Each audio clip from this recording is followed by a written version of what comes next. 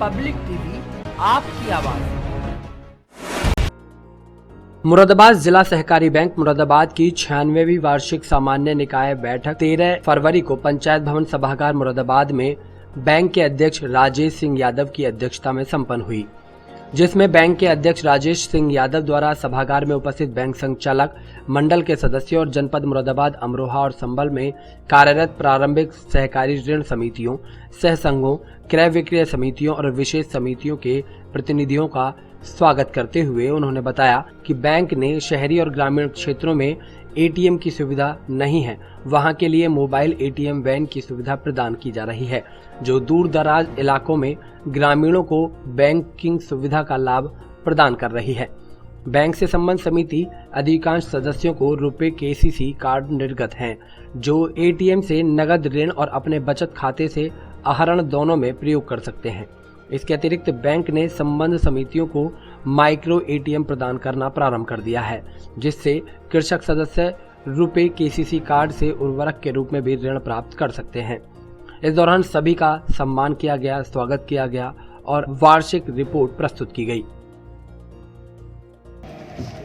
मैं अपने किसान भाइयों को बताना चाहते हैं कि बैंक गन्ना कृषकों के लिए पहले गन्ना समितियों के माध्यम से हम ऋण वितरण देते थे।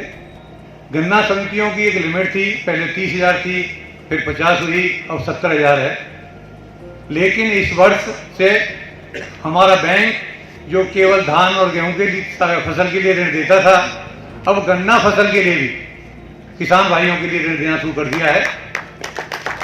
ये निर्णय शासन स्तर से हुआ है। गन्ना आयुक्त महोदय और हमारे सहकारिता के आयुक्त महोदय द्वारा संयुक्त रूप से ये निर्णय लिया गया है और इससे हम निश्चित तौर पर हमारे जो किसान भाई हैं, हमारे बैंक के कार्य क्षेत्र के सभी बहुत लाभान्वित होंगे।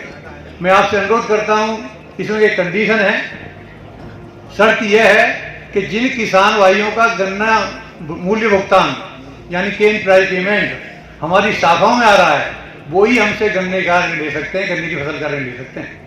अब देखिए, जो संस्थाओं को बहुत ईमानदारी से सींचते हैं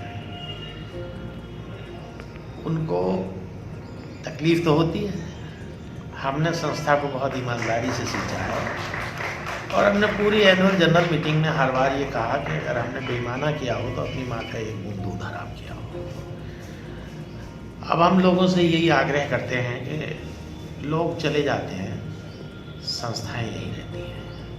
ईमानदार लोगों के आने से संस्थाएं बनती हैं, भ्रष्ट लोगों के आने से संस्थाएं समाप्त हो जाती हैं। इसलिए अच्छा मैनेजमेंट, अच्छे लोग आए चुन के, ये लोगों की भी जिम्मेदारी है।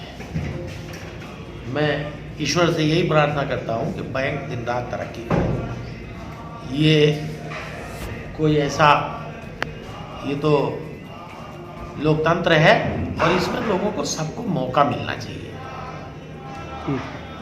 इसके अलावा आप बात करें कि अब तक का कैसा रहा रिजल्ट?